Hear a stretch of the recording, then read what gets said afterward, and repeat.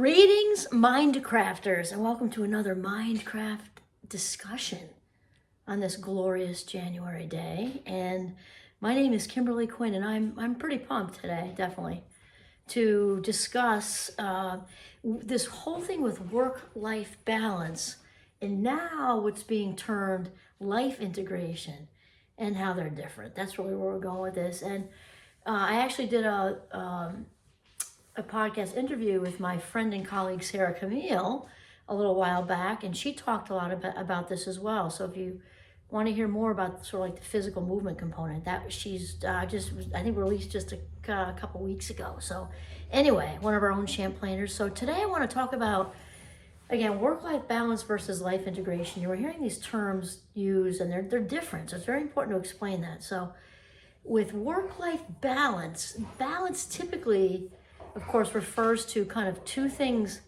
competing that kind of find a way to coexist, gel, and harmonize, right? So that's kind of what we're talking about. And so it brings to mind, I have to give a shout out at this exact minute to one of my other favorite great thinkers, Simon Sinek.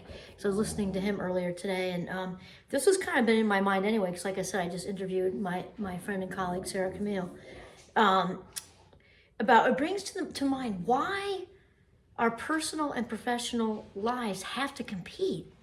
I mean, whoever set that up like that, I don't know, because they really don't need to compete. And that's why I think it seems like they're kind of vying for where we put our energy, and it doesn't have to be like that. So that's where the sort of phrase life integration comes in, which kind of sort of removes that sort of fixed mindset thing, that where it's here or it's here, it's this box or that box, and we're borrowing from this box to that box to do something from this box to that box. If you follow me, so just stay with me for a second. So Simon also said that if you're kind of really struggling with this whole idea of the work-life balance, and I'm just going to add in there, and if you've already headed sort of straight for burnout, which means you just don't care anymore about something. She might be quiet.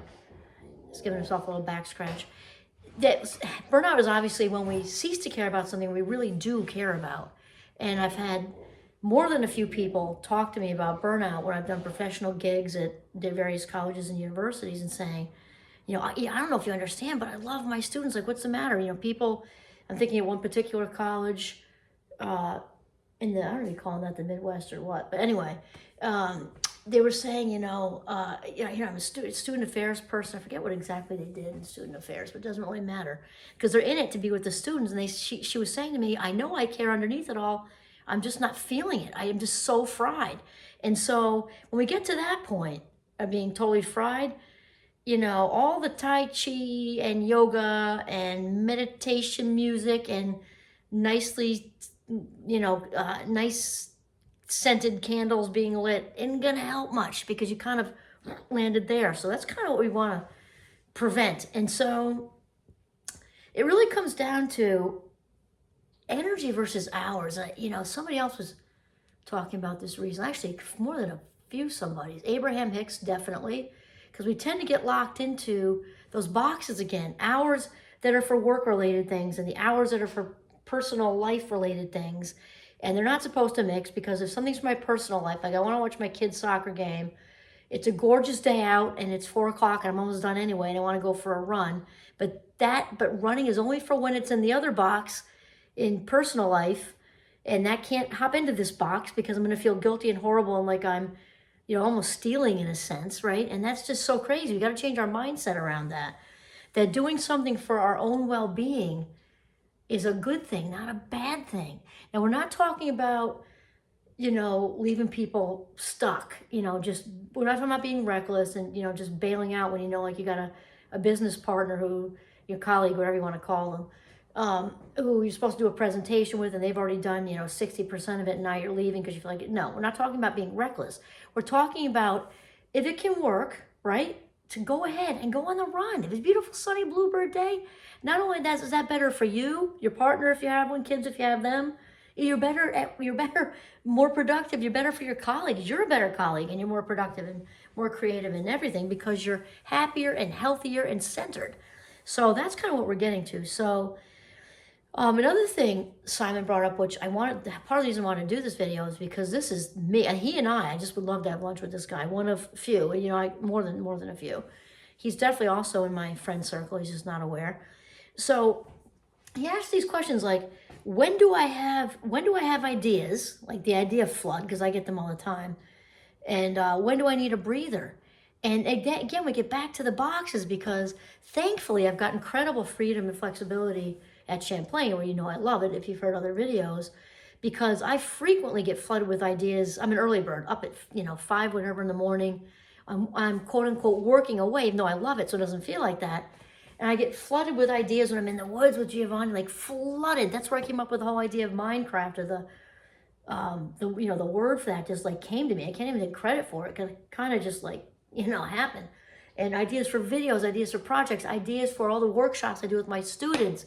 And it's often on Saturday morning or Sunday morning or Saturday afternoon, or it's after hours. I'm driving home in the Jeep and it's late after I just ran the Defense Against the Dark Arts Club. And now it's like, I get home at like 10 o'clock, but I got ideas and I got to write them down. So, I love that I can do that when I want to. And then if I take 2 hours, on a early Wednesday afternoon go for a quick ski, come back and then finish answering emails, that's a good thing. Because that's when I need the breather, not when I'm having the idea rush. When I'm having the idea rush, I want to hurry up and get that stuff written down so it doesn't, out the door stage left. And so it'd be nicer, I think, for everybody in, workplaces all over the country and world if we could, sort of adopt this mindset of life integration, because really we're one person. I say this to my students when they walk in the classroom. Day one, I say, when you walk in here, your whole self walks in here. Where your birth order is, if you're a middle child, you're an oldest child, you're a youngest child, you're an only child, you're a twin, whatever, you're from a rural area or an urban area, the whole person walks into a workplace too. And if you're having difficulty with a relationship, your partner and you, or you just had a baby and you're exhausted, or your partner just had a baby and she's exhausted, or whatever, all of that comes with you. Or maybe you're having a time in general, maybe just really excited, but all of that comes in with you. And I think it's so important that we get that and stop sort of getting out of this fixed mindset of boxes, work life, personal life, and instead just see whole person. Whole person needs a breather at 4 to go for a run because it's gorgeous out. She's been at it since whatever in the morning. Whole person wants to go watch their kid play soccer. Who cares? The soccer game's like an hour and 15 minutes. So what? Even if they make it for half of it, is that going to change anything in the production of the company, agency, college, university, institute? No, it is. It's not going to change one brick in that building. So it's so ridiculous. So the other thing, Simon Sinek had a different name for it, but I've been saying this forever. We have sick days. The whole sound of that doesn't even sound good. Sick days. Who wants to take their sick days when they're actually sick? No one. So I've been saying, call in well. Call in well. I'm feeling great today. Call in well. And then Simon said something about the company. I don't know if it's his company, works with the company, whatever. But they give people, just like you give people 5 personal days or whatever, they give people 5, they call them duvet days. I guess I'm thinking like a comforter, right? Relax. That you can just call in. And he made a joke because like they're doing it anyway. Just like when I say call in well, since people don't feel like they can say that, they're like, not feeling so great today. Then you have the guilt of that because you lied. If you're feeling badly even if you're not feeling that badly about yourself because you need the break, there's still a little bit of that because you still know that wasn't the truth, right? And that, to me, it's kind of a little bit of a karma thing that can bite you in the ass because you don't want to put that out there that you're sick if you're not, because then could, happen kind of thing. So how much better to embrace a well day, or like Simon said, a duvet day. Somebody calls in and it's real. It's not like that undercurrent where they say you have these days and if you take them, then there goes your promotion, but nobody talks about it. Not that kind of thing. It has to be real. So if you call in, with a well day or well-being day or duvet day or whatever you want to call it, say, you know what? I really cranked some stuff out yesterday, today, and we just got 3 feet of powder, so I'm going to go skiing. And then nobody says anything to you. You can put it out of office. Currently not in the office, called in well because I'm skiing with my kids or myself or whatever. Because it's gorgeous and this is for my well-being, and nobody bothers you. You're not getting a litany of emails. You have to, and that's it. And it's totally 100% okay. So then Actually, yeah, okay. So Simon was kind of talking about building a life where there's this reduced competition between the boxes. That's what we're saying. And we, oh, that's right.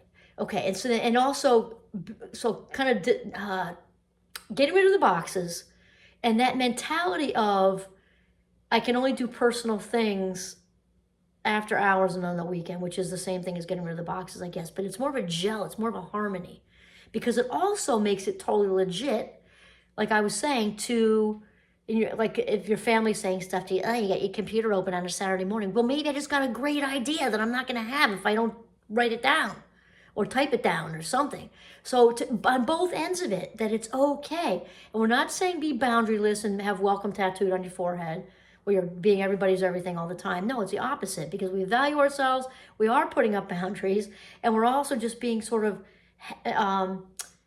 assertive that if we'd like to go for that hour run, who gives a fat rat's ass? It's healthy. Okay, so work-life balance versus life integration, shifting our mindset out of those boxes and into a more a growth mindset of the whole person as a colleague in the workplace. Awesome. This is Kimberly Quinn signing off from my kitchen in Northern Vermont. Have a mindful day.